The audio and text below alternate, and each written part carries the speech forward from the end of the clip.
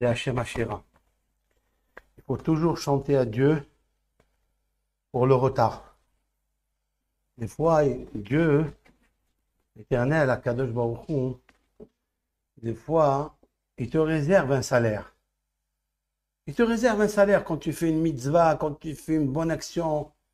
Toutes les bonnes actions, elles émanent d'elles, elles émergent d'elles des lumières. Mais toi, tu ne les vois pas. Tu ne les vois pas. Mais il faut savoir qu'en attendant, avant d'avoir le salaire, tu as toujours un salaire. Et tu attends, et tu attends, et tu attends. Mais quand ça vient, quand ça arrive, boum, hein, jackpot, paf, ça marche très très fort. Nous allons saluer tous les auditeurs, les internautes qui nous suivent. Mais comme je veux que ce cours il soit, si je veux, bien dispatché, c'est pour ça que mon technicien n'est pas là. Et oui, il n'est pas là, c'est lui qui assure la technique.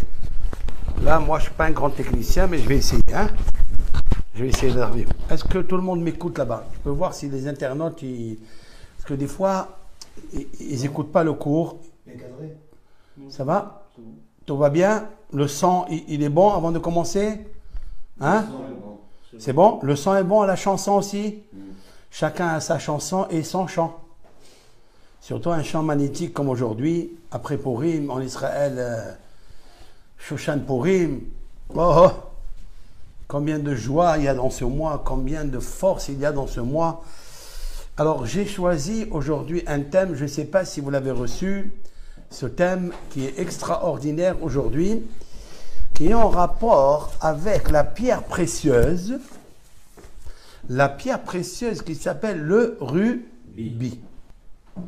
En hébreu, le rubis s'appelle Odem, c'est-à-dire ça s'écrit dans la Torah, Aleph, Dalet, Mem, comme Adam. C'est très beau ça.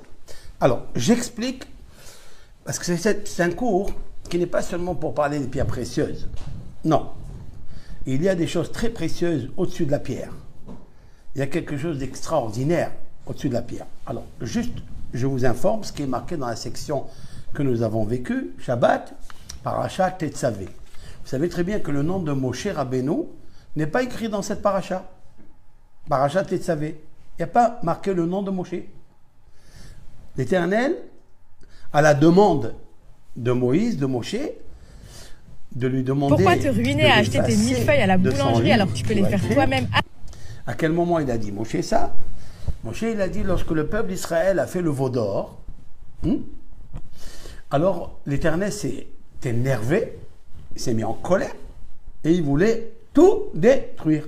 Ça veut dire changer le peuple, éradiquer complètement le peuple, les peuples hébreux, qui étaient là, qui venaient de recevoir la Torah. Ils ont fait le veau d'or. Et Dieu, sa rivale, c'est le veau d'or. C'est tout l'idolâtrie, il déteste l'idolâtrie. Le roi David, dans les psaumes, vous remarquerez, il dit, Dieu, tu détestes l'idolâtrie, je la déteste moi aussi. Je la déteste. Je suis l'ennemi de tes ennemis. C'est qui? Les idolâtres. Ce n'est pas les créatures de Dieu. Toutes les créatures de Dieu, chacun sa croyance, chacun son amour à l'Éternel, chacun son partage avec autrui. Mais les idolâtres, c'est autre chose. Et là, Tachlit Sin'a Senetim. Le roi David, il dit, je l'ai... Attends, tu vois, il y a quelque chose qui ne marche pas là. Tachlit Sin'a Senetim, ça veut dire, je les déteste à outrance. Il dit le roi David. D'accord? Mon cher Rabbeinu, quand il a vu qu'ils ont fait le veau d'or, il a dit à Hachem Itmar, écoute-moi, je sais qu'il y a maintenant, il y avait un mur, d'accord, une barrière. Dans ce mur, il y a une brèche. Et je sais que l'ange de la mort, il peut rentrer par cette brèche. C'est comme si vous ouvrez une brèche dans le jardin de quelqu'un, qu'il a travaillé dessus. Il a planté, il a un beau verger. Et puis, il y a une brèche. Et tous les voleurs, les prédateurs, ils peuvent rentrer, saccager, manger et piller. Qu'est-ce que cherche le diable? Voler, piller et mentir.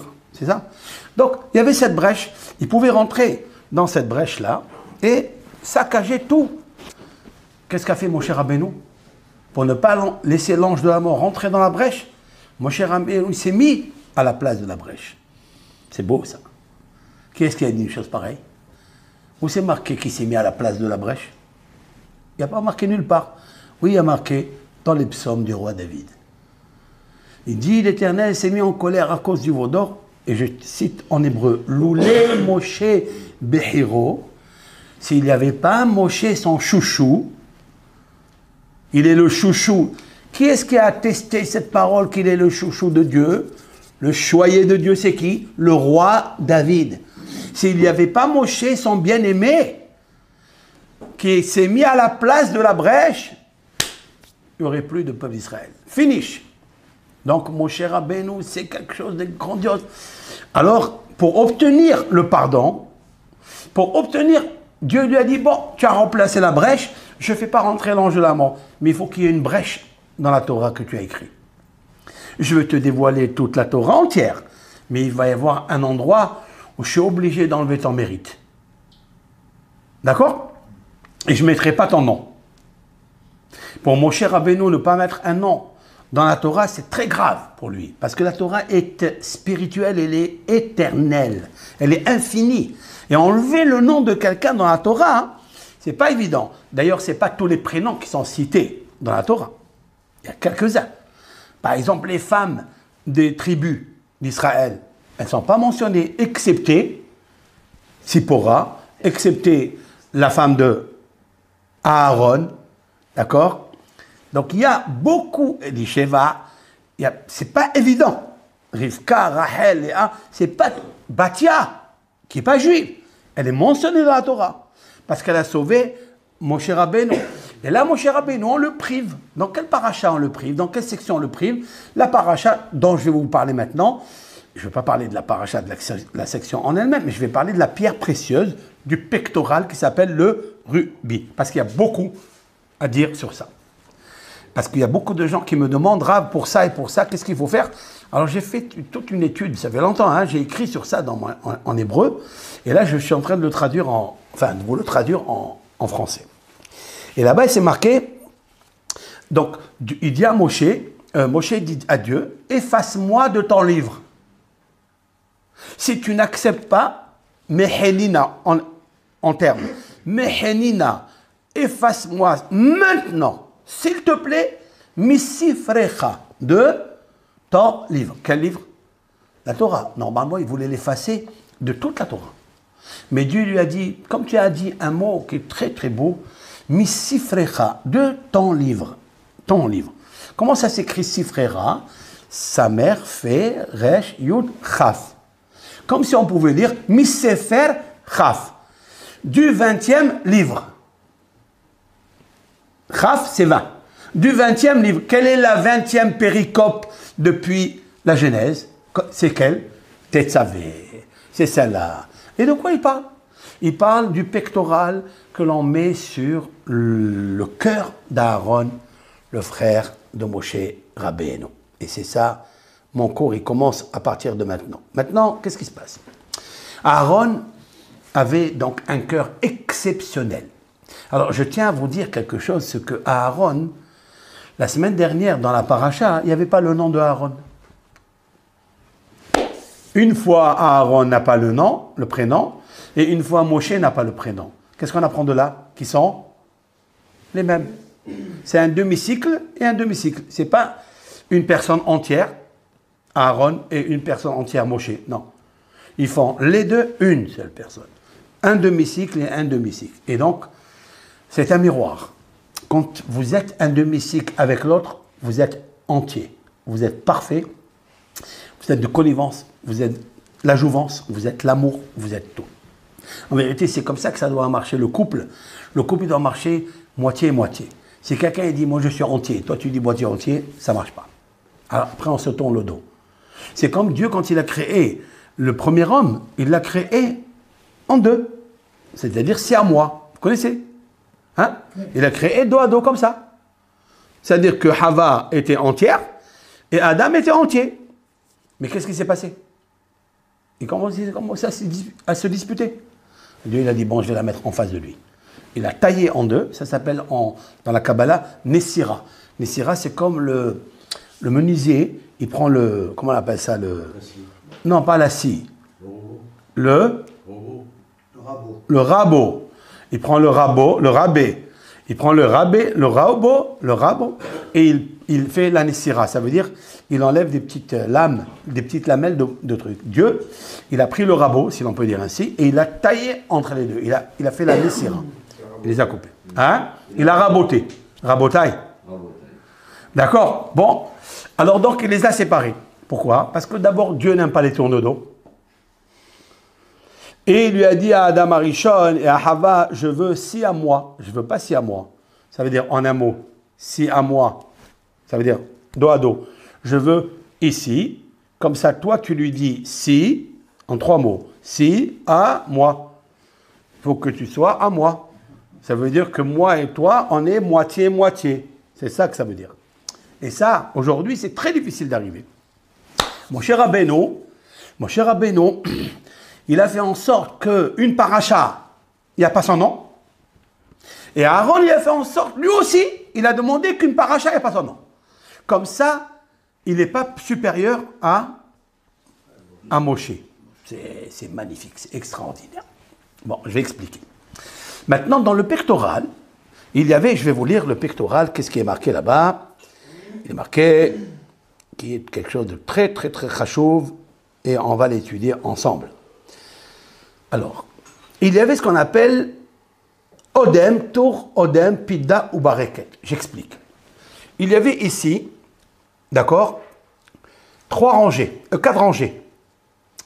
Dans la première rangée, il y avait Ruben, qu'on appelait Ruben. La deuxième, donc la première, c'est Odem, ici, face au cœur, ici. Écoutez bien ce cours. Hein. Le Odem, il est là. La première rangée, Odem. Ça s'écrit Aleph, Dalet, Mem. Adam, comme Adam. Je vais vous expliquer pourquoi. Maintenant, ici, Adam. Après, ça, c'est le rubis. Après, tout de suite après, la topaze. D'accord? Elle est là, Shimon. C'est le deuxième fils de Léa. Premier fils de Léa, c'est qui? C'est Ruben. Deuxième fils de Léa, c'est Shimon. Troisième fils de Léa, Lévi. Lui, il était enchâssé sur l'émeraude, couleur verte. Alors, il y a 2 sortes d'émeraude, il y a 2 sortes de rubis. Très important, ça. Le meilleur, alors le rubis, il est rouge, très rouge, mais celui qui est moins teinté, moins rouge, moins soutenu, c'est le meilleur. Je vais vous dire pourquoi. Qu'on ne se pratique pas pour l'avoir dans les mains, dans le doigt. C'est plus que ça. Parce qu'il confère des substances, il confère des puissances médicinales, astrologiques, chance, richesse, tout dedans. On va parler de ça. Donc ça, c'est Adam. Après, vous avez donc Adam, rubis. Après, topaze, ici topaze. Et après, vous avez ici l'émeraude. C'est la couleur verte. Aujourd'hui, je vais me contenter de parler avec vous uniquement de Adam, rubis. D'accord? C'est très, très hachou. Alors, je vais me servir de mon maître dans la paracha, un des grands maîtres dans lequel je m'appuie énormément. Il s'appelle Rabbeinu Behaye. Rabbeinu Behaye ben Asher, c'est-à-dire il a vécu il y a 13e siècle, Moyen-Âge. Il a écrit des livres fantastiques. Et je cite. Je vais vous traduire ce qu'il dit. C'est très important de traduire mot à mot. Tout d'abord par la force et la puissance de l'étude de la Torah. Quand je fais un cours, sachez-le, avant de continuer, sachez que quand je fais un cours, je ne fais pas un cours pour une distraction ou bien pour montrer la connaissance. Ça ne m'intéresse pas ça. Du tout, du tout. Je fais un cours pour étudier la Torah. Je sais que la plus grande mitzvah, ce que Dieu il veut, c'est l'étude de la Torah. Peu importe qu'est-ce qui sort de là. Étudier la Torah, c'est la plus belle et plus grande mitzvah. Pour celle-ci, cette mitzvah d'étudier la Torah. Même s'il sort aucun conseil, même s'il sort aucune loi, rien. L'essentiel, c'est d'étudier. Ça, c'est ma priorité, c'est la primauté dans ce que je fais. Parce que je sais que dans le traité talmudique de Jérusalem, dans la Mishnah PA, il est marqué, voici, écoutez, voici les commandements que Dieu a donnés, pour lesquels vous avez l'usufruit ici dans ce monde. Ça veut dire vous avez l'abondance dans ce monde, plus le capital qui est réservé dans le monde de l'âme. Parmi eux, c'est quoi? Qui Boudavaem, honorer son père et sa mère. Akhnasat Orhim, faire entrer chez soi les passants et les venants qui ne sont pas de la ville. D'accord? Les Vayat Amet, accompagner un mort à la dernière demeure. Après, Akhnasat Kala, faire entrer une mariée pauvre ou un hatan à la hupsou, le dénuptial. Ce sont des mitzvot qui sont très très importants. Vetalmut Torah keneget kulam. La Mishnah, cette phrase des docteurs de la Mishnah termine et l'étude de la Torah, elle équivaut à tout. C'est-à-dire, vous prenez le commandement de l'honneur de son père, vous faites tous les autres, vous les mettez sur un plateau de balance, oui? Et vous mettez l'étude de la Torah ici, l'étude, il parle de l'étude. Ici, c'est lui qui va contrebalancer tout. Pourquoi?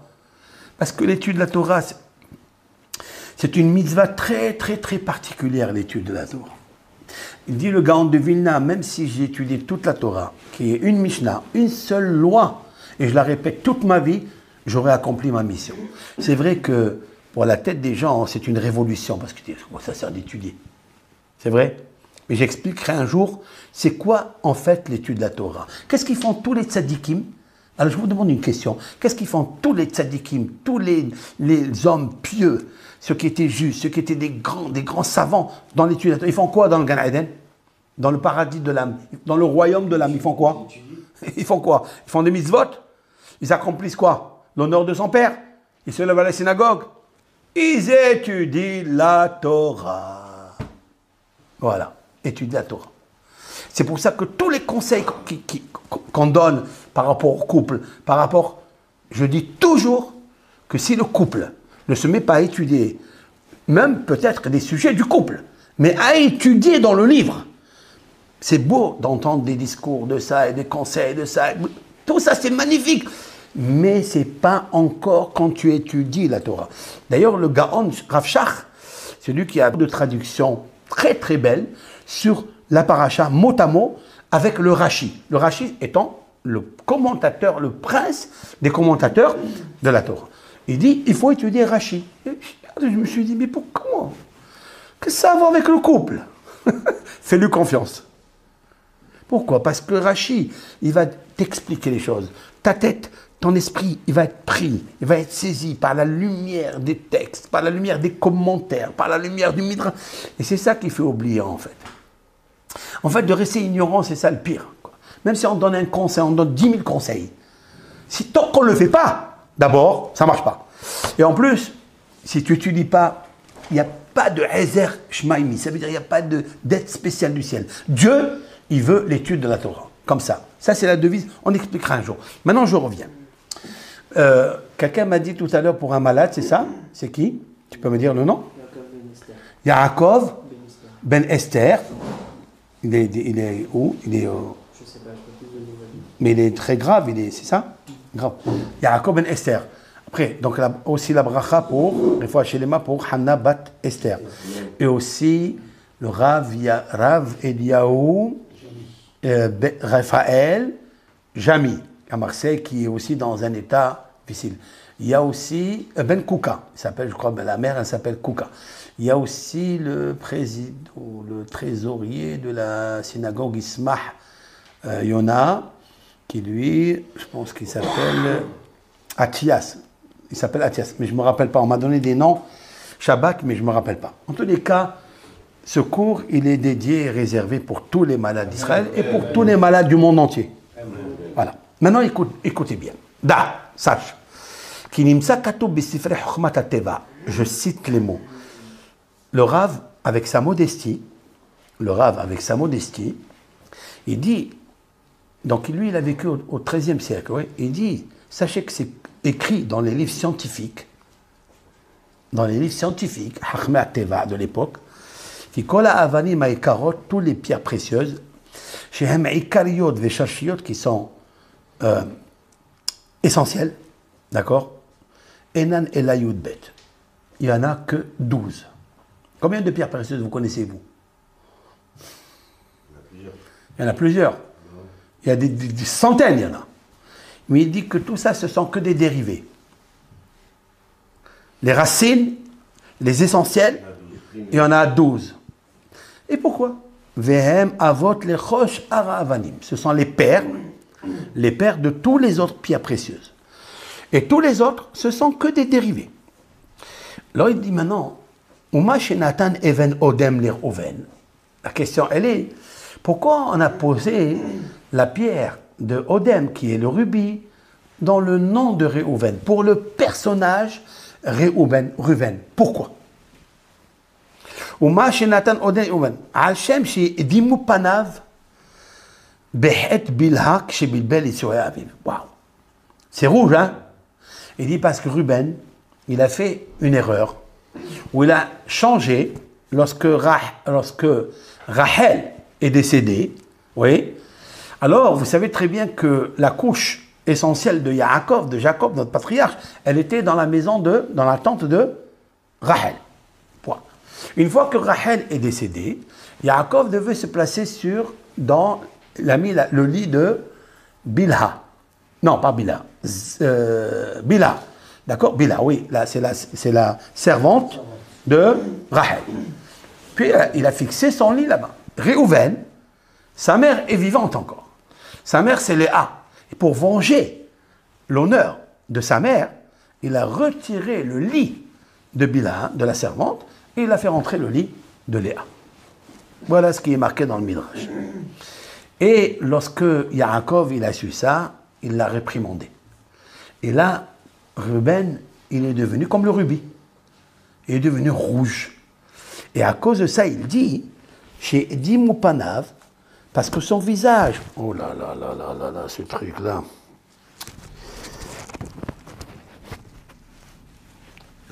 Donc son visage a rougi, d'accord? À cause de cette faute-là, Véroda, il a avoué, il n'a pas eu honte. Il dit, quelqu'un qui rougit, il devient rouge, après il devient jaune. D'accord? C'est-à-dire, après, le sang, il s'évacue dans tout le corps. C'est pour ça que quelqu'un qui fait rougir son prochain devant tout le monde, il n'a pas une part au monde futur. Il n'a pas de part au monde futur. Pourquoi? Parce qu'il l'a tué. Parce que c'est un criminel. Pourquoi il l'a tué? Parce que le visage, comment il est rouge? Et quand tu l'humilies, le rouge, il s'en va, et il vient le blanc ou le jaune. Hein? Il devient jaune, il devient blanc, il devient jaunâtre. Il dit, et où il est parti le sang? Le sang, il est parti dans les os. Il s'est caché dans les os. Donc c'est comme si quelqu'un il a tué, il a enlevé le sang de quelqu'un. Je vais parler de ça. Attention, je vais parler beaucoup de ça. Alors, il dit le fait que Réhouben, il a subi cet affront et il a avoué qu'il avait fait la faute. Alors l'Éternel, il lui a dit, alors ta pierre, elle sera le rubis. J'explique. Vous savez très bien que le Kohen Gadol, le grand prêtre, pour entrer au Saint des Saints le jour de Kippour, le jour du grand pardon pour pardonner pour lui, sa maison, pour la maison d'Israël, il rentrait avec le pectoral, afin que Dieu se souvienne des tribus d'Israël, leur nom, leur pierre, pour pardonner. Je veux comprendre quelque chose. Mais je veux comprendre, qu'est-ce que ça a à voir la pierre de Odem, c'est-à-dire du rubis, Adam, qui est au nom de Ruben. Maintenant, je comprends. Le jour de Kippour, il nous faut avoir honte de nos fautes. Nous pratiquons la teshuva, la repentance, par rapport à toutes les actions mauvaises que nous avons pratiquées. Et le jour de Kippour, on dit à Hachem 26 fois pendant 5 prières, on lui dit, l'Éternel, pardonne-nous. C'est l'ahlanou. Et on demande à Hachem, d'accord? 13 fois. 26 fois les 13 principes d'amour et de miséricorde. On lui demande pourquoi? Parce qu'on a honte. On a honte devant toi. Comment on s'habille? En blanc. Pourquoi on s'habille en blanc? De toute façon, on ne mange pas, on n'est pas rouge. Hein? Quand vous mangez, vous avez du sang. Mais là, le jour de Kippour, tu ne manges pas. Donc, tu montres à Hachem que vraiment, j'accepte la teshuva. J'ai fait une erreur. Je demande pardon à Hachem et tu deviens blanc. Tu deviens blanc. Qu'est-ce qu'il fait à Aaron? Aaron, il rentre dans le Saint des Saints, là où la Shekhina, la divinité, va descendre une fois par an. Une. Après, il ne peut plus rentrer.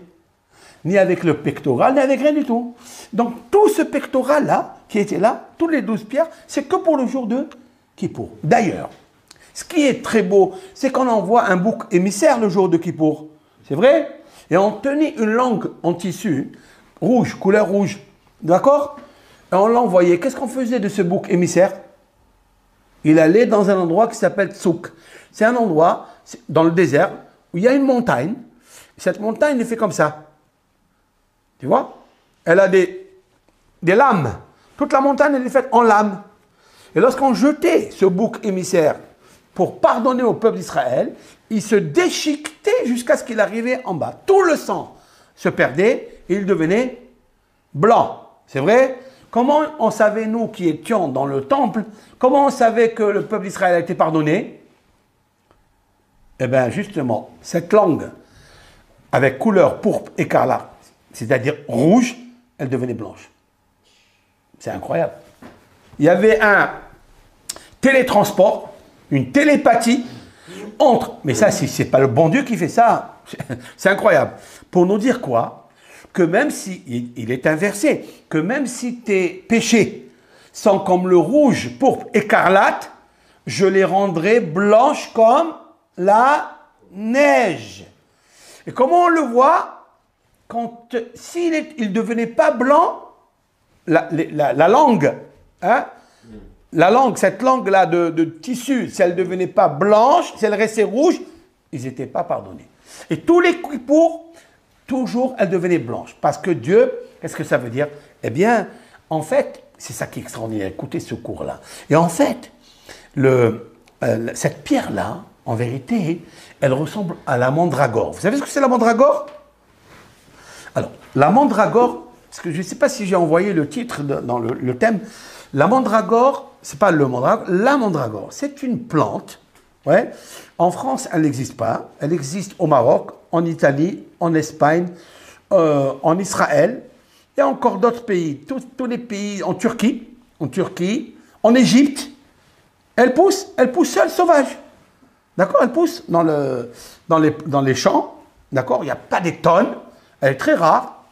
Et vous savez que cette mandragore-là, hein, elle a une faculté. La faculté, c'est que celui qui mange le fruit, parce que qu'est-ce qu'elle est, cette mandragore? La mandragore, elle a des feuilles comme la laitue, d'accord? Elle a des grandes feuilles comme la laitue de 30 cm. 30 cm. Elle peut atteindre 30 cm, d'accord? Les racines à elle sont très profondes dans la terre. Elle va chercher sa nourriture, l'eau. Hein, des fois, elle est dans des champs. Il ne faut pas la planter dans des champs très chauds. Elle aime pas trop humide, mais moyennement humide. Elle aime ça.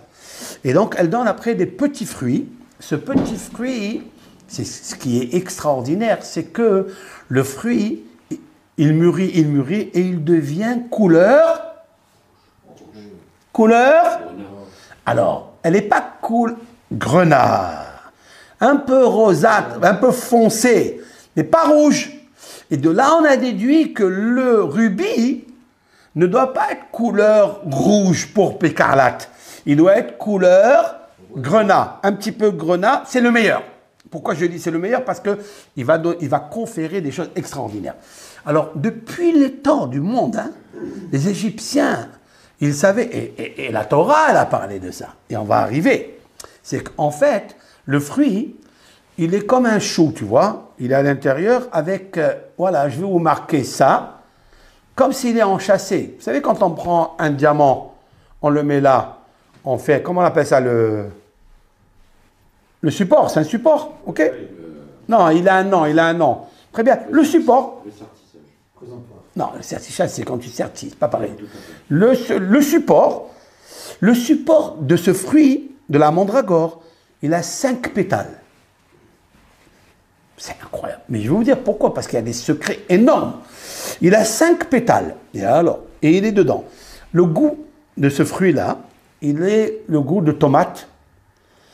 Au début, il est un petit peu amer. Et à la fin, il a un goût banane. D'accord? Et à quoi il sert? Il sert à beaucoup de choses. Une femme, une personne qui est ici, dans son cerveau, elle est coincée. grâce à ce fruit-là, quand elle le mange, et d'ailleurs, c'est comme une tomate, elle a des graines à l'intérieur. Si une personne elle a des graines à l'intérieur, d'accord, et elle a un problème dans la tête, eh bien, le fait de commencer, de consommer pas beaucoup, pas exagéré, elle peut avoir, Be'ezat Hashem, elle peut tomber enceinte, elle peut guérir la stérilité de cette femme. Je parle de la mandragore, hein, avec la racine.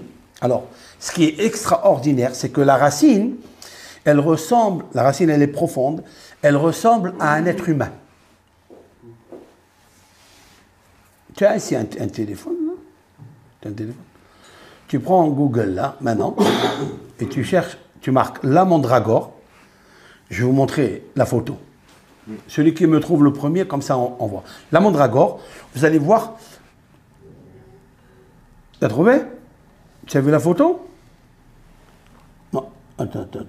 Non, mais il y a... Oh, tu l'as dépassé là. Tu es parti ailleurs là. Reviens. Vous voyez, la racine, elle est vraiment... Voilà. Vous avez vu? Vous avez vu la racine? C'est vrai ou c'est pas vrai ça? Non, parce qu'il y a des scientifiques qui ont essayé de vérifier. Ils n'ont pas trouvé exactement ce qui est marqué ici. Il n'y a pas. Ça ressemble, avec un peu d'imagination, nous pouvons trouver qu'il y a un tronc avec des bras. Mais si on imagine un peu plus, on voit une tête. Là, c'est un peu grossi, c'est un peu... tu vois, mais c'est pas bédiouk. À quoi elle sert? Eh bien, il te dit, voilà, ça c'est bon. Voilà. Ici, et Fania, chaque fois elle se sauve. Tu peux pas me la grossir celle-là? Voilà, papiche. Voilà, regarde. Vous avez vu ça, c'est extraordinaire? C'est fantastique ça. Ça existe. Alors il y a des chercheurs qui n'ont pas trouvé ça, mais il y a des chercheurs qui ont trouvé. Et Rabbeinu Behaye, il va témoigner qu'elle a la tsura, c'est-à-dire elle a la forme d'un être humain. Comme quoi? Alors maintenant, pourquoi je parle? Je suis un scientifique maintenant? Je ne suis pas un scientifique. Mais la Torah, elle a parlé de ça. Où? Alors revenons à Léa, parce que le thème d'aujourd'hui... que la nature est la Torah. Mais la nature, c'est la Torah. Et la Torah, c'est la nature. Mais la nature n'existe pas s'il n'y a pas la Torah. Parce que c'est la Torah qui a créé la nature. Il faut le comprendre, ça. Tu le sais, ça? Oui. D'où tu sais que c'est la nature qui a été créée par la Torah? Dis-moi, je te demande une chose. Pourquoi tu mets les téphilines dans la main gauche? Pourquoi? Parce qu'elle est au chômage, alors tu lui mets les téphilines ici? Pourquoi? Parce que tu as la main gauche qui est libre, qui est au chômage, alors la Torah elle dit, alors mets les téphilines. C'est ça? Non. C'est parce qu'il y a marqué dans la Torah qu'il faut mettre les téphilines, que Dieu l'a créé, la main gauche, la nature de la gauche, pour que tu mettes les téphilines. D'abord, c'est marqué dans la Torah. Et après, Dieu il a créé l'être humain. C'est vrai? C'est comme ça.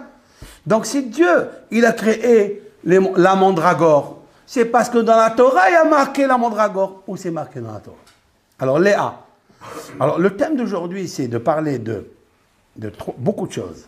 C'est de parler de la pierre rubis, de parler de la mandragore, parce que c'est kiff-kiff, c'est mamash otodava. Je vais vous expliquer. Enfin, si je veux savoir dans la plante, dans le végétal et dans le minéral, quel est l'objet ou quel est l'élément qui se ressemble et qui s'assemble. Et celui qui crée le Adam, l'homme, le Odem. D'accord? Le Odem, c'est en fait ces deux, le minéral, qui est donc la pierre, Adam, Odem, le rubis, et aussi le mandragore. Et je vais vous expliquer des choses. Je voulais parler de ça. Je voulais parler du prénom Ruben, Réhouven, très important. Je vous arrête de suite parce que Réhouven, qu'est-ce qu'on peut lire dans Réhouven? Qu'est-ce qu'on peut lire? Je vais couper le mot en deux. Réhou, c'est quoi Réhou? Voyez, regardez, Ben. C'est quoi Ben? Un garçon, un fils. C'est pas beau ça? Qui est le premier qui a appelé Réhouven? C'est Léa. Donc je voulais parler du nom Réhouven. Ruben. D'accord? Je voulais parler de Léa, le prénom de Léa qui est très puissant. très puissant. Je vais vous dévoiler des choses magnifiques. Je voulais parler du prénom de David. Pourquoi je parle de David? Est-ce qu'il est dans Adam? Est-ce qu'il est dans Odem, David? Non, il n'est pas. Mais il est dans Dodaïm. Il est dans les Mandragores. J'explique. C'est très puissant ça. Alors, vous savez que Léa, elle a eu son premier enfant. Elle a appelé Réhouven. Qu'est-ce qu'elle a dit, Léa? Elle a dit, parce qu'elle était, en fait, elle était détestée. Léa était détestée. Détestée par qui? Par personne. D'accord? Mais personne ne la voulait. Comme si elle était refoulée. Alors, qu'est-ce que ça veut dire? Léa était moche ou elle était belle? Elle n'était pas très belle, hein? C'est toi qui le dis, ça. Ou c'est marqué dans la Torah qu'elle n'était pas belle? C'est vrai que c'est marqué sur Rachel, elle était très belle. Mais c'est marqué, les yeux suivaient très bien ce cours. C'est marqué, les yeux de Léa étaient rakot, c'est-à-dire étaient fines. Verachel, dans le même verset, on a marqué une qui était rakot, ça veut dire elle avait les yeux, on va expliquer. Et Rachel à côté, elle était très belle de stature et de filiforme, elle était très très belle. Comment je demande moi à l'Éternel, toi qui es miséricorde, toi qui es bon, comment tu mets une lecture que le monde juif va lire, ou le monde entier va lire, hein? Le livre le plus vendu, le plus traduit, c'est la Torah, oui? Tu vas mettre à côté une sœur, à côté de l'autre, une tu vas marquer qu'elle est moche, et l'autre tu vas marquer qu'elle est belle. Où on a vu ça? C'est comme un père, il va dire, il a une fille qui est très belle, et l'autre, d'abord la beauté, qu'est-ce qui la fixe? C'est nous, hein? C'est dans notre tête, à nous, c'est la beauté comme ça, si elle est fine, si elle est belle, les yeux comme ça, elle a le corps comme ça, elle est miss. C'est nous qu'on décide. Mais la Torah, ici, elle vient nous raconter que c'est pas vrai. La définition de la beauté, c'est pas ce que toi, tu as envie par ton ego. Non. Alors, si c'est comme ça, pourquoi tu y mets une à côté de l'autre? Une, elle est racote, mais elle ne dit pas qu'elle est moche. Hein? En vérité, d'abord, je cite le Midrash. Léa, Vayar Hashem qui Sénoua Léa. Et l'Éternel a vu, il n'y a que l'Éternel qui a vu. Ça veut dire que le patriarche Yaakov, il n'a jamais montré à Léa qu'il ne l'aimait pas. Jamais de la vie. C'est vrai qu'il a désiré plus la petite parce qu'il était le plus petit. Et ils ont entendu que, d'après la Bat-Kol, c'est-à-dire c'est comme une sorte de prophétie, que Yitzhak, il avait deux garçons. Le premier, c'est Esav, Ésaü, qui était impie, idolâtre. Le deuxième, qui était bon, pieux, qui étudiait la Torah, etc. Et Lavan avait deux filles. La grande, c'est Léa, et la petite, c'est Rachel. Et ils se sont dit, en fait, vous savez qu'est-ce que c'est une voix céleste? Qu'est-ce que les gens y disent? Si vous voulez savoir des fois si ça va arriver, regardez ce que les gens ils sortent de leur bouche. Parce que qui va aller écouter la voix céleste maintenant? Comment on va la concrétiser, cette voix céleste? Comment on va la concrétiser? Qu'est-ce que les gens y disent? Vous voulez que je vous dise quelque chose? Il y a un monsieur qui travaillait dans un produit et il m'a demandé quelque chose. Il m'a demandé, est-ce que j'achète des marchandises? D'accord? Un problème de Chine avec l'Amérique, etc. Et moi, je lui ai dit, achète le maximum. Il m'a dit, mais j'ai fait stock déjà. J'ai fait un stock déjà. Il m'a dit, j'en ai jusqu'à avril. Je lui ai dit, achète jusqu'à décembre l'année prochaine. Vous écoutez? Mais moi, pourquoi vous croyez que je suis prophète? Je ne suis pas prophète. Mais qu'est-ce que j'ai fait? J'entends les voix célestes. Et il dit, il va avoir ça, l'autre il va avoir ça. L'autre dit, allez, on voit. Il a acheté la marchandise jusqu'à décembre et il n'en a plus. On est quoi maintenant? On est combien maintenant? On est février? On est mars demain. Eh bien, il n'y a plus de marchandises. Il a tout vendu. C'est incroyable. Et je lui dis, alors maintenant, il m'a dit, je lui dis, non, maintenant ça y est, tu t'arrêtes. Tu l'as vendu, fini. Ça veut dire quoi? Pourquoi quelqu'un qui reçoit le Roi HaKodesh, aujourd'hui, il n'y a pas d'esprit saint pour personne. Il n'y a pas de prophétie. Depuis que le temple il a été détruit, d'accord? Il n'y a plus de Nevoua, il n'y a plus de prophétie. Mais alors, qu'est-ce qu'il y a? Il y a Bat-Kol. Il y a une voix céleste comme ça qu'on entend, hein, d'accord? Et cette voix céleste, elle te dit, les gens, qu'est-ce qu'ils disent? Alors les gens, ils disaient que la grande, elle va se marier avec l'impie, avec Ésaü. Et la petite, les gens disaient, elle se mettait à pleurer, jusqu'au point où elle a perdu Cécile. Hein? Elle ne s'appelait pas Cécile, hein? Elle a perdu Cécile. Ok. Alors, elle s'est mise à pleurer. Mais ce n'est pas marqué dans la Torah, ça, Rabotaï. J'accepte ce qu'ils disent, le Midrash, Hachamim, nos sages ont dit ça. Mais vous croyez que c'est ça que la Torah elle a dit, Rakot? Écoutez bien ce que je vais vous dire. En vérité, les yeux de Léa étaient Haroukot. Rakot, ça veut dire long, visionnaire, perçant. Elle était très belle, Léa. La beauté se trouve dans la visionnaire. C'est ça la beauté. Et Rachel, elle n'était pas visionnaire. La longueur. Rachel était belle physiquement. D'accord? Et qu'est-ce que je suis en train de vous dire là? Et oui, c'est vrai. Qui est-ce qui a eu le plus de cadeaux de Dieu dans les enfants? Qui a eu le plus de cadeaux? Avoir des enfants, c'est un cadeau céleste. Oui? Sachar Peria Baten. Recevoir dans sa matrice des bébés, c'est un salaire extraordinaire du ciel. Combien Léa elle en a eu? Hein? Presque la moitié elle a eu. Ok. Alors, mais plus que ça, d'où il sort le Mashiach? Le Messie, d'où il sort? De Dieu. De quelle tribu? Juif. Yehuda. C'est qui le fils de Yehuda? Il est le fils de qui, Yehuda? Il est de Léa. Voilà, Mashiach, il sort de Yehuda. D'accord? David Amelech, c'est le arrière-petit-fils de David, de Yehuda. Ok.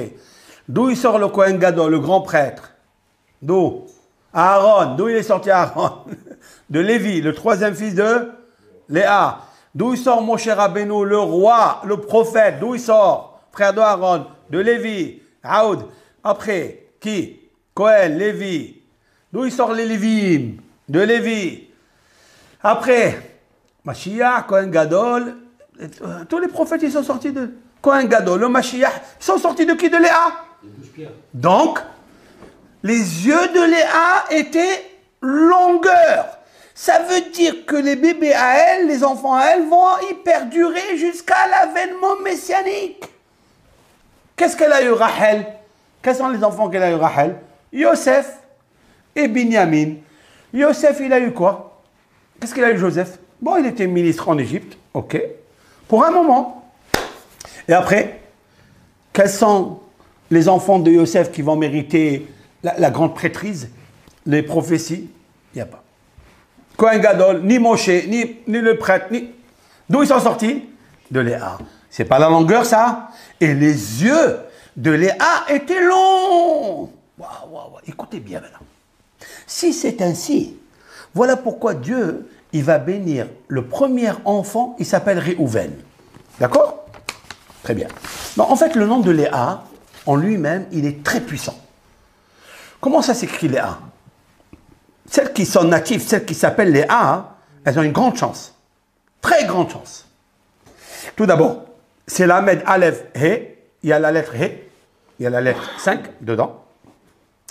Je pourrais comprendre quelque chose d'extraordinaire, tout de suite. Elle a Réhouven. Combien de lettres il y a dans Réhouven? Le premier enfant, combien de lettres? 5. Oui? Le mandragore que Réhouven a trouvé dans le champ. Vous savez?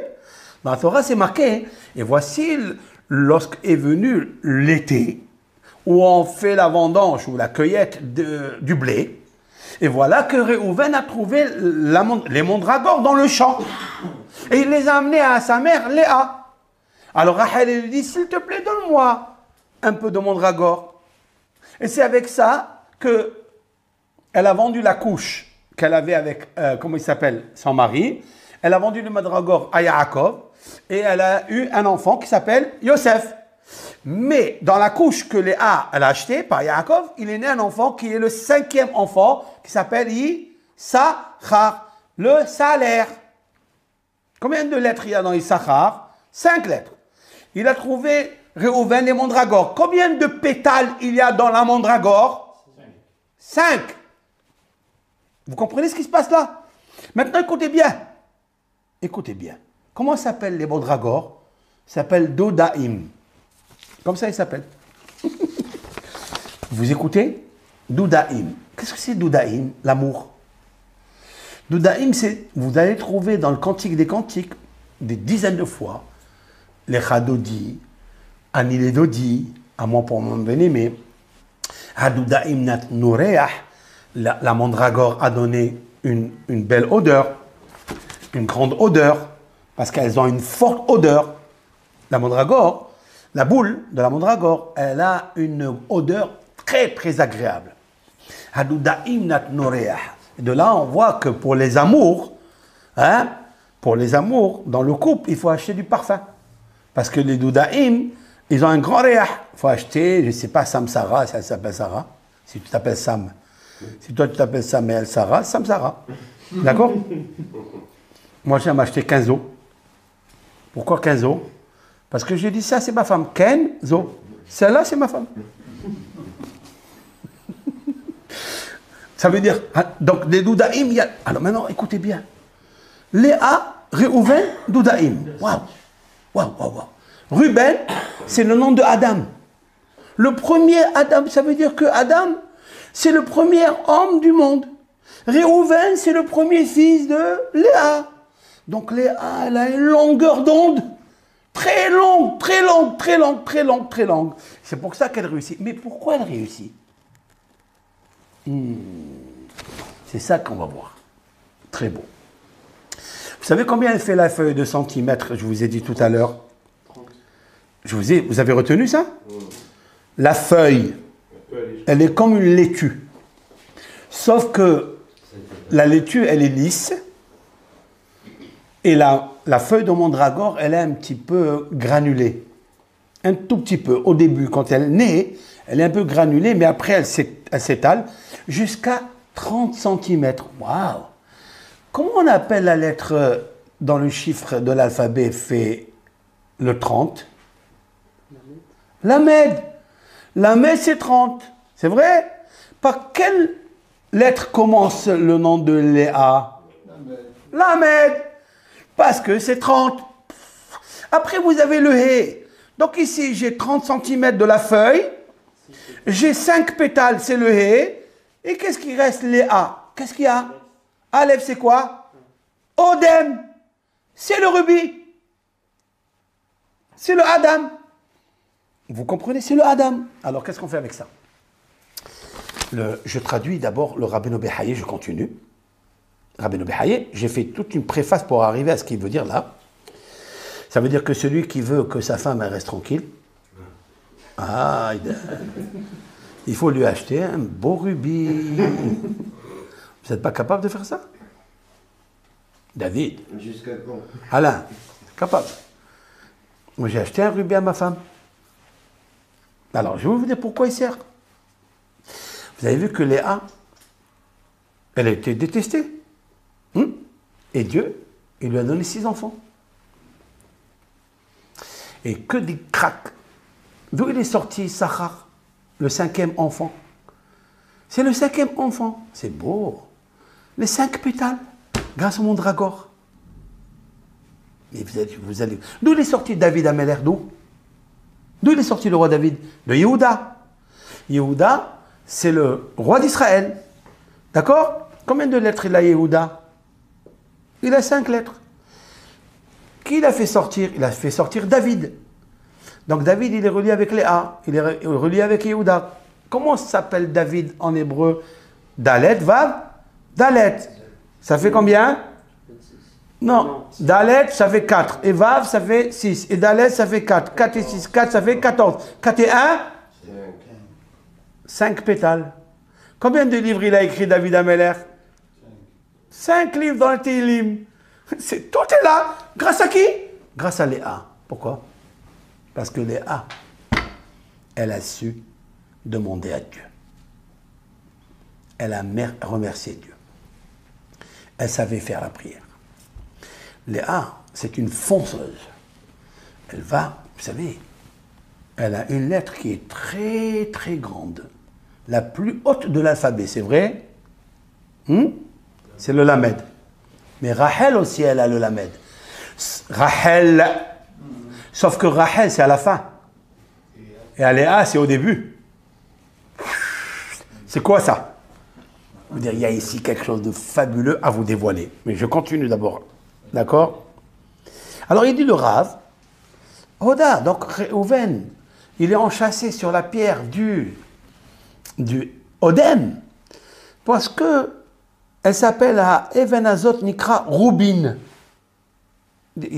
C'est un Rav du XIIIe siècle, Rabotai, c'est pas aujourd'hui. XIIIe siècle. Il dit où on peut trouver le rubis si on veut aller le chercher, où ça pousse. Il dit dans des endroits particuliers, spécifiques, dans la mer. Il se trouve. Il dit le rubis, c'est un gros rocher. C'est un gros rocher. Ça veut dire que ceux qui savent où il se trouve, au Mots'o, il dit, et on le trouve, comment on va chercher les mines d'or et les mines d'argent. Et vous savez que l'or et l'argent, il est enfui dans la terre, dans la roche. Ouais. Après, on extrait, on enlève les impuretés, etc. Il dit la même chose pour le rubis. Il dit lorsque ça c'est un terme peut-être en hébreu, peut-être même en arabe, je ne sais pas. Il dit que quand on la trouve brute, comme ça, pas nette, ça s'appelle balacho. Verovino ou balacho, il dit le rubino, ça veut dire le rubis. Et ce terme-là, c'est la même chose. Sauf que celui-là, il est pur et celui-là, il est... Mais le meilleur, c'est qui? C'est Rubin, c'est le rubis. Il dit Adom Betachlit. Maintenant, et c'est ça qui est expliqué dans le Targum, dans la traduction araméenne, il dit que Rubin, on dit que c'est rouge. D'où on sait que c'est rouge? D'où on a su que c'est rouge? Nous avons le Targum Onkelos, c'est-à-dire, vous savez qu'il y a 2000 ans, il y avait le neveu de Titus, qui a détruit le temple. Vous voyez? Son neveu s'appelle Onkelos, c'est un Romain, s'est converti au judaïsme. Il a mérité après d'écrire le plus célèbre commentaire traduit en araméen, qui s'appelle Onkelos. Et lui, il traduit rubis. Comment il traduit Odem? Il traduit Samkan. Samkan, ça veut dire en araméen, c'est rouge. Vous avez vu? Le sang, Samkan. Etc. Maintenant, il continue. Alors, bon, il a la couleur du sang. Donc, c'est pour ça qu'il s'appelle Odem. Alors, en fait, on écrit Adam, mais on appelle Edem. Pourquoi? Il dit le Rav. Hamirtab behisaron vav.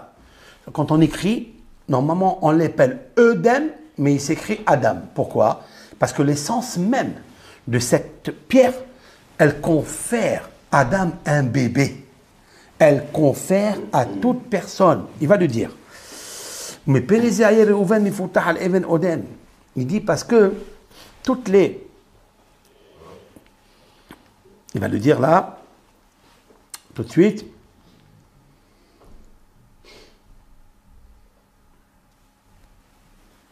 Usgulato. C'est quoi Sgula? La vertu de cette pierre. Chez Kol Isha, toute femme, chez Nos Ato, qu'elle le porte sur elle. Ena mapelet le olam nefalim. Elle ne fait jamais de fausse couche. Elle ne fait pas tomber le bébé. Et aussi, Amrou, ils ont dit, les scientifiques, hein? Ça cale, oui, absolument. Il dit, Amrou, shtov la isha maksha leled. Une femme qui n'arrive pas à accoucher. Beaucoup de femmes n'arrivent pas à accoucher. Tu lui mets le rubis et il sort comme une lettre à la poste. Ve Amrou, aussi, imsho hakim oto. Si on le concasse, on le pile, d'accord? Si on prend la pierre, on la pile, c'est ça? Hein? Il dit, et on le mélange avec un peu de nourriture, une soupe, et on la boit, mo'il harbe laherayon, ça confère à tomber enceinte, kadoudaim, voilà où j'arrive. Comme la mandragore, chez Matzah Réhouven, que Ruben, il n'y a que Ruben, le rubis, qui a trouvé le mandragore. Il n'y a personne qui aurait pu le trouver par hasard. Ni Shimon, ni Lévi, aucun enfant d'Israël n'a trouvé ça que Ruben. Parce que le Ruben attire le Ruben. Le Réhouven, c'est cette pierre qui est Adam. Vous savez qu'est-ce que c'est Adam? Adam, c'est domé, ressembler. Pourquoi on l'appelle Adam? Parce qu'il est sorti de la terre. On l'a extrait de la terre. Adama, oui? Mais c'est plus que ça. Ça, c'est le matériel, ça, c'est le corps.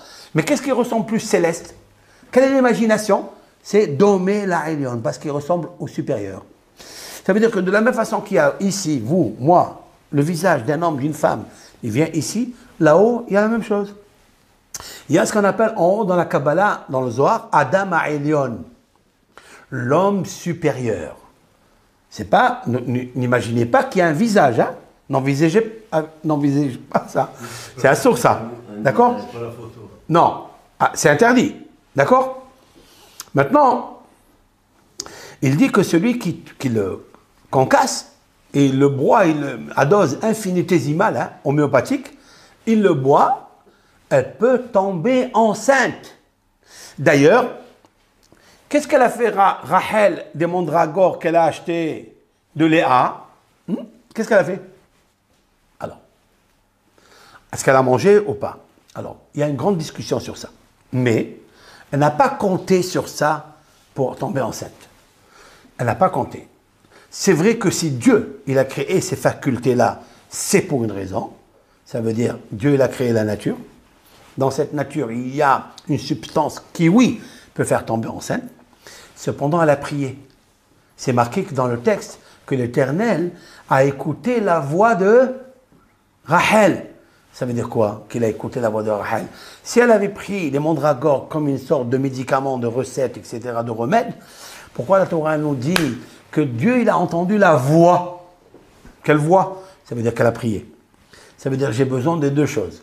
De là, on décèle une loi extraordinaire que quand on prend des médicaments, n'importe quel médicament, si par exemple, un jour, et en Israël, il y en a beaucoup comme ça, et au Maroc, celui qui voyage au Maroc, si vous avez l'occasion, vous allez dans des champs, vous demandez à des musulmans qui savent où aller. Vous cueillez tout. Alors, bien sûr, attention, la racine. Alors, j'ai vu quelqu'un en train de la, comment on appelle ça, de la décrocher, mais Réhouven ne l'a pas décroché du sol lui-même. Pourquoi? Parce que c'est un grand danger, et ça on ne le comprend pas, pourquoi? Il a fait tirer ça par son âne. Réhouven a pris un âne, ouais, il l'a attaché avec une corde, ouais, cette corde-là, il a attaché la racine de la mandragore, et c'est l'âne, lorsqu'il a poussé, il a arraché le sol, parce qu'elle peut amener, Dieu préserve, une maladie pour celui qui la déracine du sol. Ouh, c'est très très puissant. Pourquoi? Pourquoi? Qu'est-ce qu'il y a? Parce que vous savez très bien qu'il est interdit de couper un arbre et de l'abîmer. Par exemple, un arbre fruitier, vous le savez? Un arbre que vous avez dans votre jardin. Et c'est un arbre qui donne des fruits, c'est-à-dire qui donne au moins 1,2 kg. Cave. Kouf bet. Kouf bet, ça veut dire kouf c'est 100, bet c'est 2, 1,2 kg de fruits. Si ça arrive. Et vous avez besoin de cet endroit-là. Vous avez besoin de l'endroit, oui, et vous voulez le tailler, vous n'avez pas le droit de le faire. Et celui qui le fait, qu'est-ce qui se passe? Il meurt de faim. Et il ne vivra pas. Il ne vivra pas. Il meurt de faim. Il meurt. Pas de faim. D'angoisse. De vie. Il meurt. Tout court, il peut perdre la vie. Pourquoi? Parce que c'est marqué qu'un arbre qui donne des fruits... C'est l'arbre de la vie, on dit. Non, ça c'est l'arbre de la vie, c'est vrai. Mais parce que c'est marqué un autre verset qui a Adam, et c'est ça qui m'interpelle dans les mots, qui a Adam, car l'homme, il est comme l'arbre des champs. Vous écoutez? L'arbre des champs qui est comme Adam. C'est quoi l'arbre des champs qui est comme Adam? C'est quoi? c'est la mandragore. Et quelqu'un qui tue une personne, oui, il y a 2 témoins, qu'est-ce qu'on lui fait? Bon, on le tue. S'il y a 2 témoins, on le tue. Où c'est marqué ça? C'est marqué dans la Torah. C'est marqué Shofer dam ha'adam ba'adam damo yishafer ki betzel Elohim bara et ha'adam. Je traduis. Il y a beaucoup de dames ici, hein? On joue à l'échec là. Shofer dam ha'adam. Je traduis. Celui qui verse le sang de l'homme. Ça veut dire Shofer dam ha'adam ba'adam. Ba'adam, ça veut dire lorsque 2 témoins hommes étaient en train de voir que monsieur X a tué X. Il lui a versé son sang. Oui. Il dit, alors lui aussi, Damoï Shafer. Lui aussi, son sang, il doit être versé. Maintenant, s'il n'y a pas de témoins, il y a beaucoup de personnes qui ont enlevé le bébé qui était dans le ventre. Ils ont fait ce qu'on appelle une hapala. Comment on appelle ça? Un avortement. Bon, alors ça, je tiens à dire que c'est très important. Quelle est la teshuva pour ça? Si maintenant ça s'est fait, allez, qu'est-ce qu'il faut faire? Qu'est-ce que cette femme, elle doit mettre? D'abord, elle doit mettre un rubis sur elle. Elle doit mettre un rubis sur elle. Parce que le rubis va lui rappeler que c'est Adam. D'accord? C'est Adam. Et la Torah, elle nous dit, lorsqu'il y a des témoins, alors on lui enlève la vie comme il a enlevé la vie. Mais s'il n'y a pas de témoin, pas de témoin. Le verset de la Torah, il a laissé une place à une interprétation géniale. Ki betzelem Elohim bara et Adam. Car l'Éternel a créé l'homme à sa physionomie. Et qu'est-ce que ça veut dire? Ça veut dire que si tu as enlevé un bébé du ventre et personne ne le sait, il faut savoir que Dieu il le sait. Et quand Dieu il le sait, eh ben, tu vas être réprimandé pour ça. Alors, quelle est la réparation pour ça? La Torah, immédiatement à la mer, c'est un passouk. Qu'est-ce qu'elle a dit? Elle a dit, il faut se multiplier, il faut amener des enfants au monde. Et si quelqu'un il a fait ça avant, quand elle était jeune, elle a fait ça, et maintenant, elle n'est plus en mesure de donner des bébés. Qu'est-ce qu'elle fait?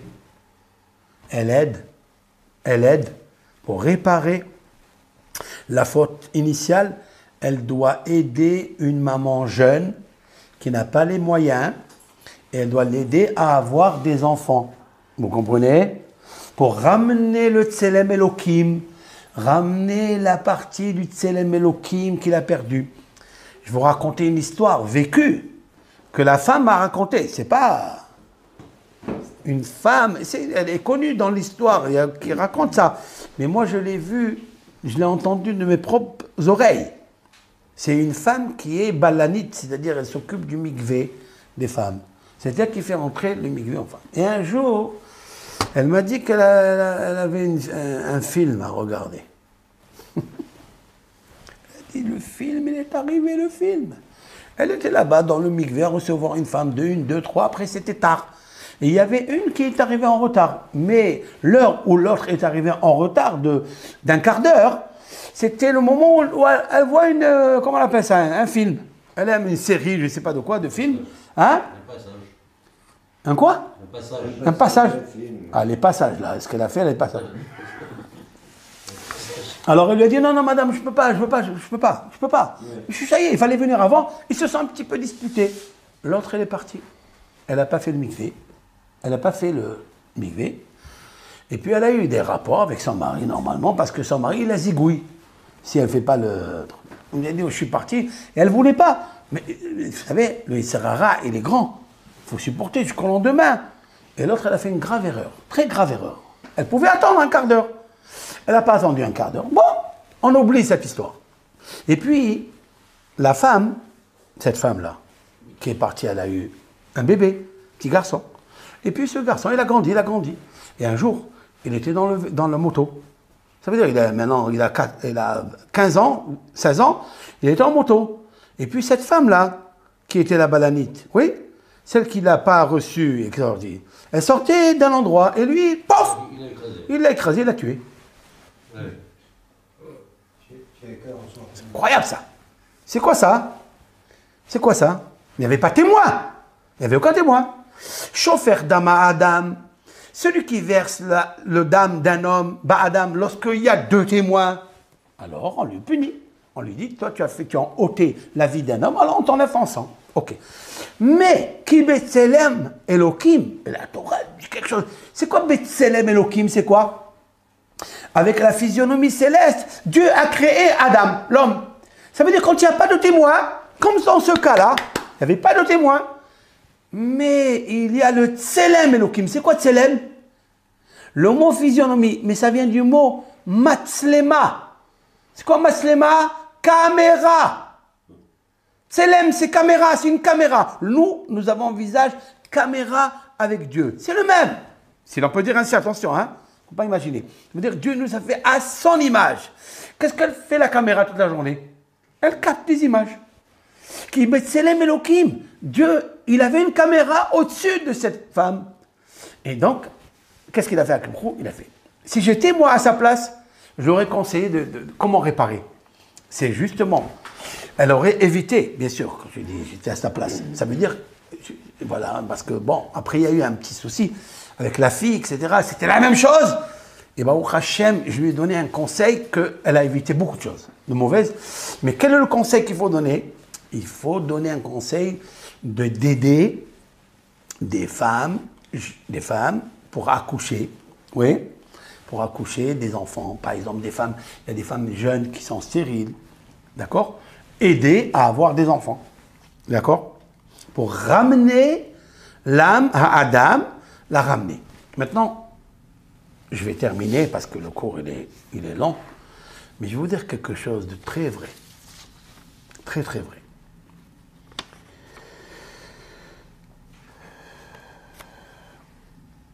Léa, c'est une grande dame. Elle a donné Réhouven, elle a donné Shimon, Lévi, Yehuda, elle a donné Aaron, elle a donné Moshe, Myriam, Yocheved, tous les grands qui sont restés très très loin. J'ai pris le nom de Léa. Elle a donné David, le roi David, oui. Elle a trouvé les Doudaïm, oui, les Doudaïm. Qu'est-ce qu'il y a dans le mot Doudaïm, si on veut bien savoir? Qu'est-ce qu'il y a dans le mot Doudaïm? Vous avez le nom de David dedans, ouais, et vous avez M. Il reste le nom de M, la maman, la mère de David. Waouh! Qu'est-ce qu'il y avait avec la mère de David? Le roi David, dans le psaume 51, il dit quelque chose de bizarre. Il dit Ubehet yehematni imi. Et avec la faute, avec la chaleur, ma mère, elle m'a conçu. C'est quoi ça? En vérité, Ishaï, il pensait que c'était la servante. Parce qu'il ne voulait plus avoir de rapport avec sa femme, avec Nitzevet. Il ne voulait plus. Pourquoi il ne voulait plus? Il dit, il n'est pas juif. Tout le monde dit qu'il n'est pas juif, jusqu'à qu'il lui rentrait dans la tête. Ishaï dit, d'où il est sorti Ishaï? Il est sorti de Ruth. Et Ruth, elle était moabite. Mais nos sages ont dit, le Moabite, c'est-à-dire l'homme Moab de Moab, lui, il est interdit. Mais la Moabite, elle est permise.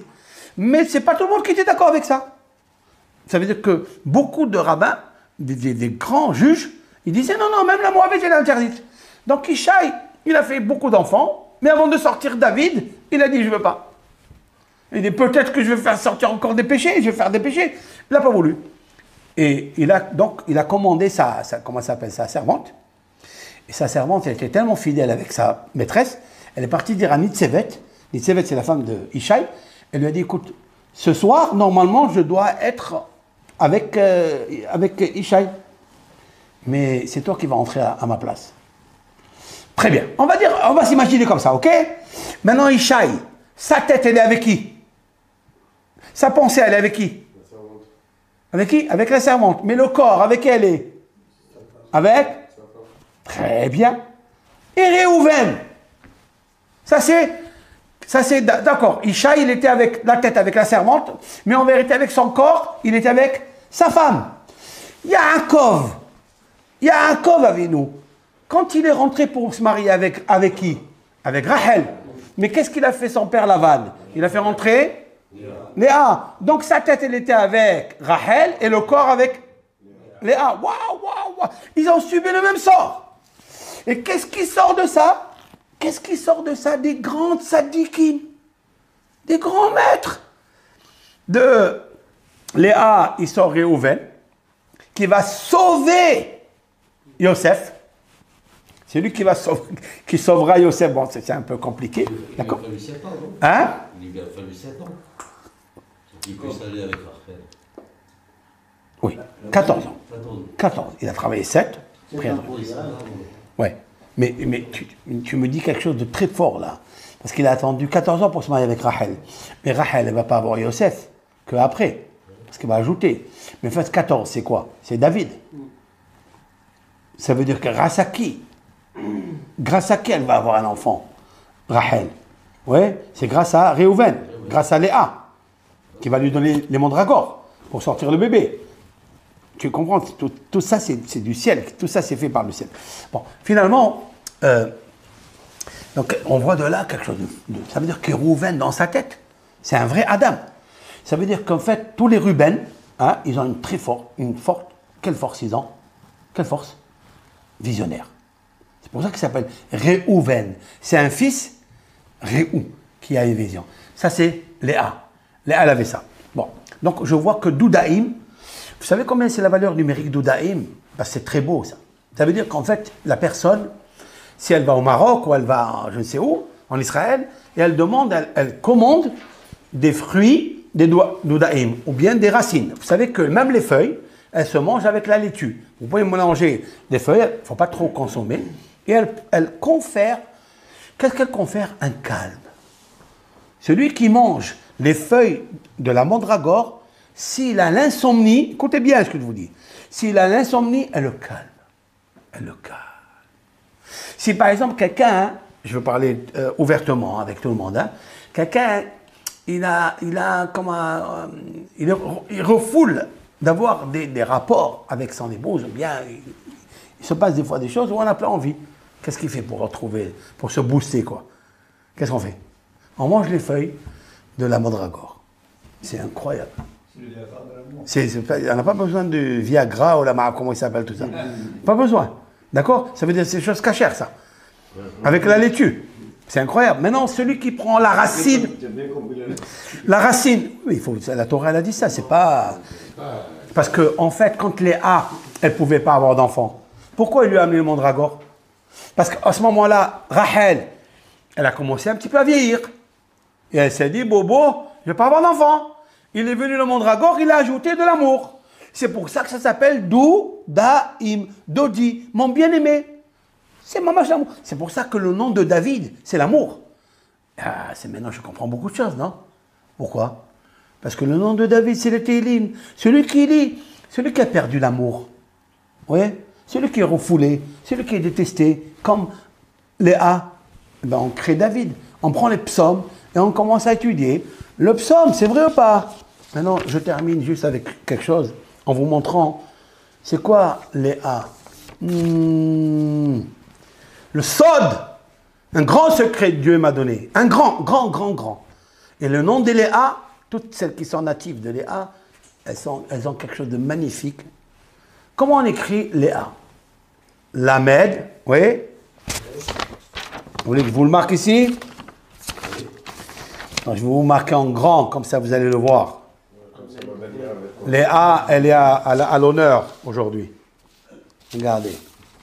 Vous marquez Léa. D'accord. Ce cours, en fait, il fallait le préparer bien avant. Alors, vous avez vu le mot Léa? Ça, c'est Léa, oui? Léa. Valeur numérique 36. Oui? 3 et 6? C'est le chiffre de la vérité. Tous les Léa, elles sont de vérité. Toutes les Léa. Il faut faire très attention à elles parce qu'elles sont très rigides, très rigoureuses. Très rigoureuses. D'accord? D'ailleurs, le matin, quand il a vu que c'était Léa, il s'attendait que c'était Rachel, oui. Et puis après, il a trouvé que c'était Léa. Il lui a dit, mais qu'est-ce que tu fais là? Elle lui a dit, mais toi, qu'est-ce que tu as fait à ton père quand tu t'es déguisé et tu lui as pris à Esav, tu lui as pris les bénédictions? Il a dit, moi aussi, je me suis déguisé. Elle lui a dit la vérité.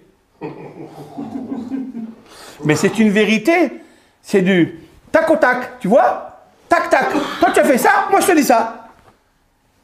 C'est pour ça que le roi David, il sort d'elle. Parce que David, quand le prophète Nathan, psaume 51, il lui dit, comment tu as fait une faute avec Bathsheba? Bethsabée, la semaine dernière, on a parlé de ça, non? Alors il lui a dit, Hatafi, j'ai fauté. Il dit toujours la vérité. Waouh! David, c'est le émettre.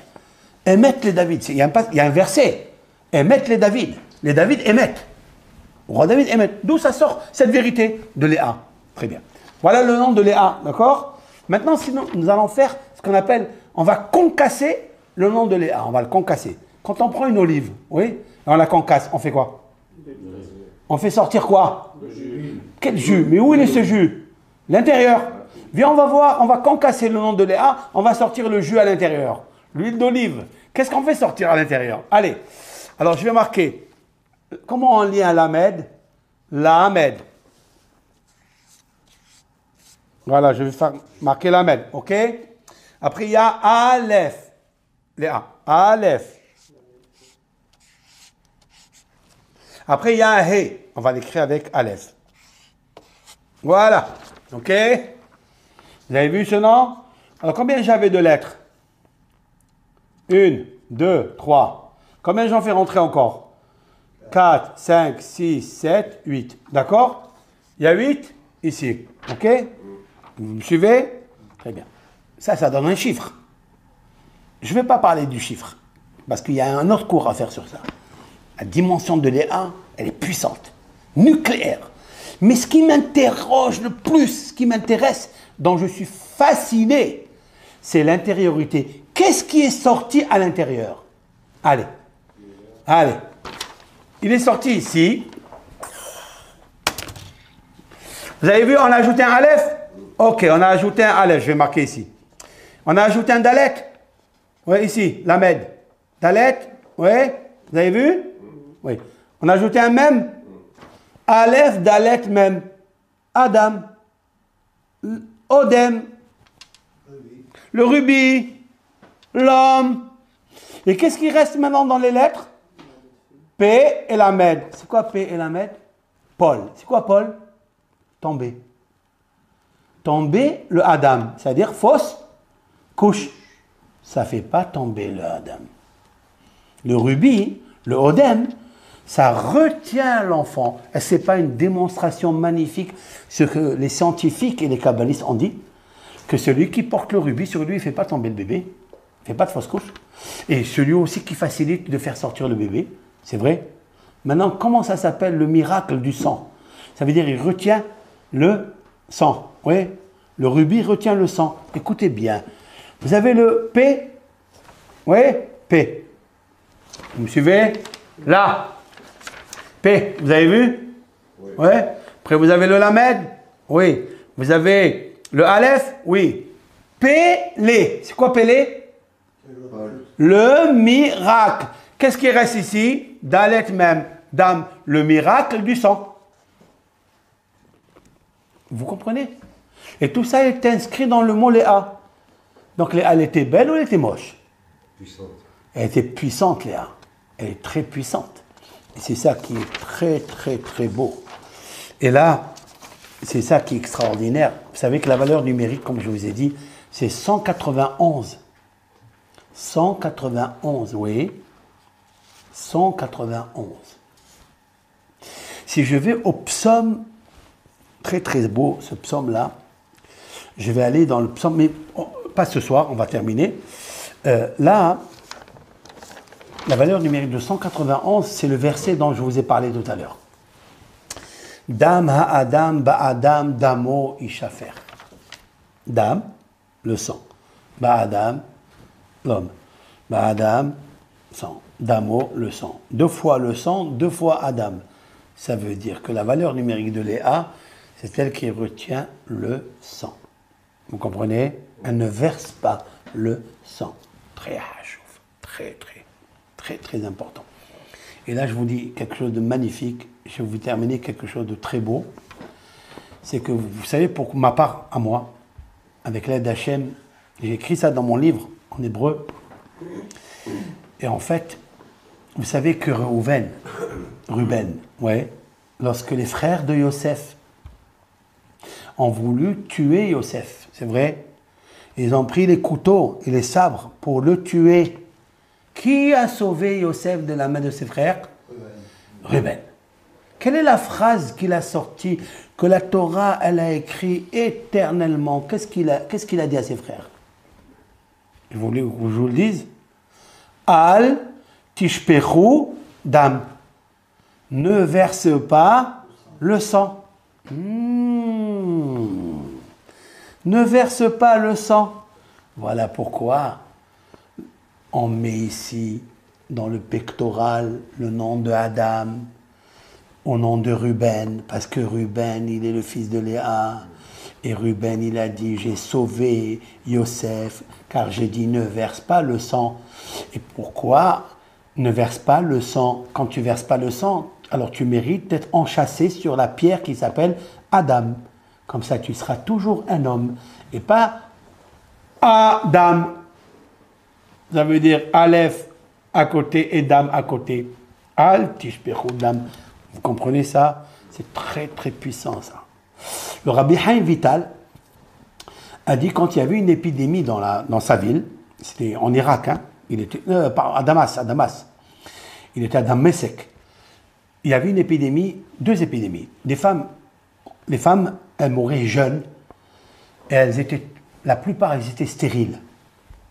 Et Rabbi Chaim Vital, l'élève intime du Hari Akadosh, c'est un grand kabbaliste, très grand kabbaliste, pour vitaliser la chose, il a dit que toute personne, elle doit porter un rubis sur elle.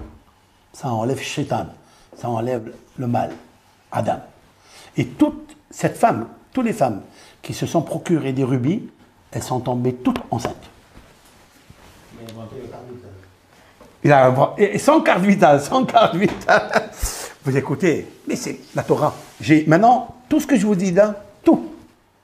La semaine prochaine, je vous les démontre dans les versets de la Torah. Je vous le montrerai dans les versets de la Torah. Par des sauts de lettres de 77. 77, c'est quoi? Quelle valeur numérique? Mazal. J'ai pris le mot Mazal et j'ai trouvé la lettre Odem, c'est-à-dire le rubis, dans tout le passage de Léa, avec Réhouven et avec les mandragores. Et c'était très beau. Ça sera pour la prochaine fois. Puisse l'Éternel nous aider. Merci pour ce cours. Merci d'être là avec le confinement, avec tout ça. Alors, juste une prière que je voulais faire. Bémet, je m'associe avec ce Dvar Torah à tous les malades, vraiment tous les malades. Combien de jeunes. On ne sait pas, on entend tous les jours des nouvelles alors qu'on a pensé que ça y est, c'est fini, que tout va s'arrêter. Maintenant, il paraît qu'il va y avoir une 3e vague, une 3e dose. Je ne sais pas, il y a les mutants, il y a les variants, il y a les variantes, on perd la tête. On perd la tête. Anna Hachem. Il faut prier à Kadosh Baruch Hu, l'Éternel, qui nous sauve. Je dirais à tous ici de réciter le psaume. Je tiens. Hein, à toutes des personnes qui m'écoutent là, d'accord, qui me voient, le psaume 13. Le psaume 13, c'est un très beau psaume. Je crois qu'il fait, si je ne me trompe pas, il fait 55 mots. Il n'est pas tellement long. Et là-bas, il y a une phrase qui dit « Ad Anna Adonai tishkaheni netzach » Le roi David, l'Éternel, jusqu'à quand tu vas m'oublier éternellement? Ad Anna tishkaheni Hashem. Ad Anna, jusqu'à quand? Miséricorde, ô Dieu, mon Dieu. Tishkaheni, tu m'oublies, netzach, à jamais. Pourquoi tu m'oublies? Ouais. Vous savez, j'ai pris le mot doudaïm, regardez là.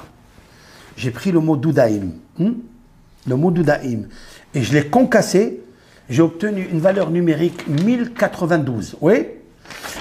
1092. Doudaïm, les mandragores, la mandragore, il me donne ce verset-là.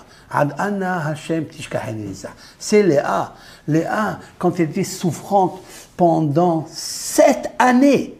7 années, elle a souffert lorsque Yaakov dit, je vais me marier avec Rachel. Et il lui envoie des cadeaux. Vous savez, les cadeaux qu'il lui a envoyés comme ça, des cadeaux à Rachel. Et Léa, Mskina, elle était là en train de souffrir. Elle dit à Dieu, Ad anna, jusqu'à quand tu vas m'oublier? Il y a des femmes qui sont foulées, ils sont jetées.